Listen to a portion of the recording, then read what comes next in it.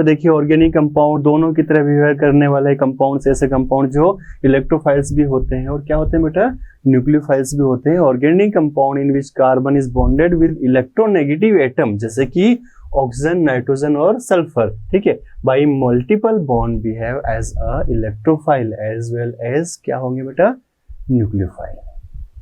बात समझ आई आपको या नहीं समझ में आई?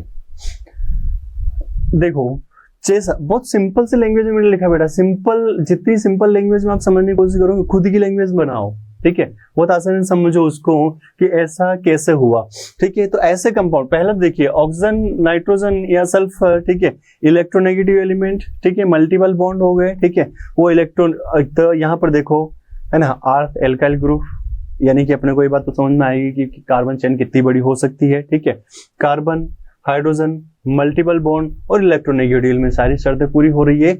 और जहां शर्तें पूरी हो गई, ठीक है, तो भाई जहां जरूरत, एक सिंपल सी बात है, जहां जरूरत पूरी हो रही है और जिस समय जो जरूरत पूरी कर सकता है हम उसके, ठीक है।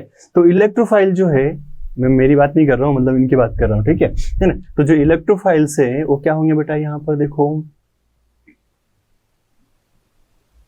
कुछ नहीं होंगे ना, क्या लिखा है यहाँ पर, कंपाउंड ही ऐसे हैं जो दोनों की तरह बिहेव कर सकते हैं, इलेक्ट्रोफाइल और न्यूक्लियोफाइल की तरह, ठीक है। और कौन कौन कर सकता है, जिसके पास में जो इन कंडीशन पे होंगे, यानी कि क्या कंडीशंस होनी चाहिए, इलेक्ट्रोनेगेटिव एलिमेंट होना चाहिए, ठीक है, कार्बन, ऑक्सीजन हो सकता है, नाइट्रोजन या सल्फर हो सकता है, मल्टीपल बॉन्ड से जुड़े हुए होने चाहिए, ऐसे कंपाउंड्स इलेक्ट्रोफाइल और न्यूक्लियोफाइल दोनों होंगे। ये बात अपने को समझ में आ गई, ठीक है।